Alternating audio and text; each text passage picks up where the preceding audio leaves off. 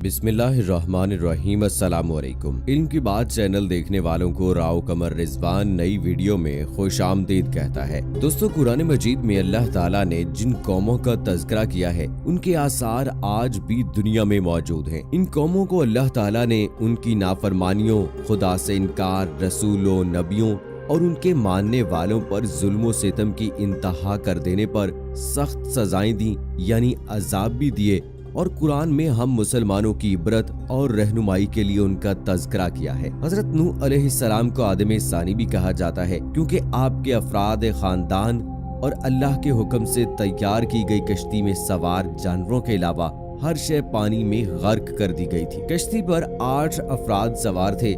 हजरत नूह अलैहिस्सलाम, आपकी अहलिया, 3 बेटे और बहुएं, बाकी तमाम मुख्तलिफ इक़साम के जानवर की जोड़ियां थी। दोस्तों, आज की वीडियो में हम बात करेंगे हजरत नूह अलैहिस्सलाम की कश्ती के हवाले से कि आजकल वो कहां पर है, किस मुल्क में है, और इस हवाले से साइंसदानों ने अपनी तहकीकात में क्या बताया है। हजरत नूह अलैहिस्सलाम की कश्ती किस पहाड़ पर रुकी और वो पहाड़ किस मुल्क के किस शहर में है, इस हवाले से दोस्तों आज के वीडियो में आपको मुकम्मल डिटेल से बताएंगे। लेकिन उससे पहले आपसे गुजारिश है कि अगर आपने अभी तक हमारा चैनल इल्म की बात सब्सक्राइब नहीं किया है तो अभी सब्सक्राइब करें, साथ में बेल आइकॉन को जरूर प्रेस करें ताकि लेटेस्ट अपलोड होने वाली हमारी वीडियोस का नोटिफिकेशन आपको बर वक्त मिलता रहे। दोस्तों, नूह अलैहिस्सलाम का वाकया साबिका आसमानी किताबों तौरात, ज़बूर और इंजील में भी मिलता है। चीन के ईसाई मुबल्लिगीन और साइंसदानों की एक तहकीकाती टीम ने कई माह पर मुश्तमिल अपनी तहकीक के इख्तिताम का 2010 में ऐलान करते हुए दावा किया था कि उन्होंने हजरत नूह अलैहिस्सलाम की तारीखी कश्ती को तलाश कर लिया है। ये कश्ती मशरकी तुर्की में वाक़े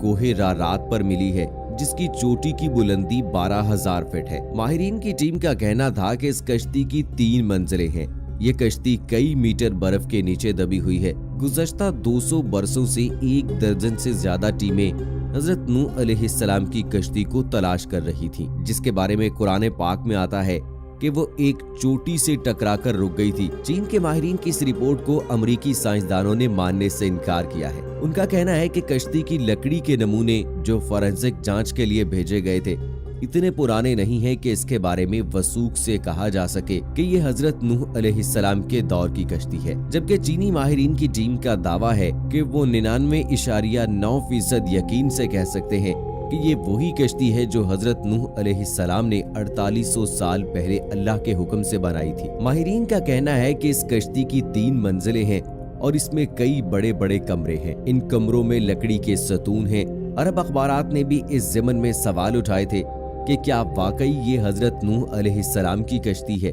अरब अखबारात ने लिखा कि चीनी और तुर्क ईसाई माहिरीन ने अपनी तहकीक के लिए कुरान करीम की इन आयात का भी मुतालिया किया था, जिसमें कश्ती के सफर को भी बयान किया गया है। माहिरीन का कहना है कि कश्ती के ठहरने के जिस मकाम की निशानदही की गई है वो साइंसदानों को कोहे अरारात की तरफ ले जाती है।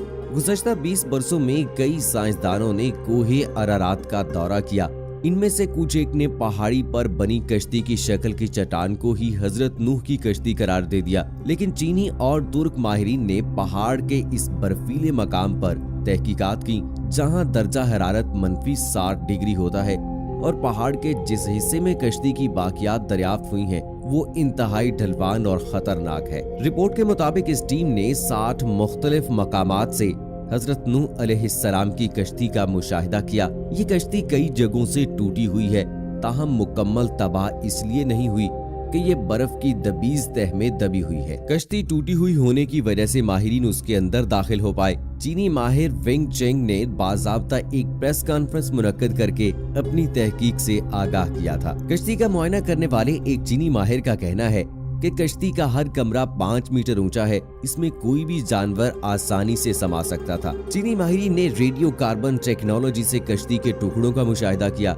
और दावा किया है कि ये 4800 साल पुरानी है। कश्ती में कई संदूक भी मिले हैं, लेकिन चीनी माहिरीन इनको खोल नहीं पाए। माहिरीन एक मरतबा फिर जदीद आलात एक्सरे मशीनों के जरिए कोहे अरारात का तफसीली दौरा करने वाले हैं ताकि तमाम राजों से पर्दा हटाने के अलावा अमरीकी साइंसदानों के सवालात का जवाब दे सकें। हजरत नूह अलैहिस्सलाम की कश्ती की दरियाफ्त का दावा नया नहीं है। दूसरी जंग अजीम में लियोनार्ड नामी बरतानवी फौजी लड़ाई में हिस्सा लेने इराक गया था। लियोनार्ड को तारीख और आसार कदीमा में काफी दिलचस्पी थी, इसलिए उसने इराक के बाजारों से मुख्तलिफ आसार कदीमा की इशिया खरीदना और जमा करना शुरू की। जब वो चल बसा तो उसके बेटे साइमंस के हिस्से में ये इशिया आईं।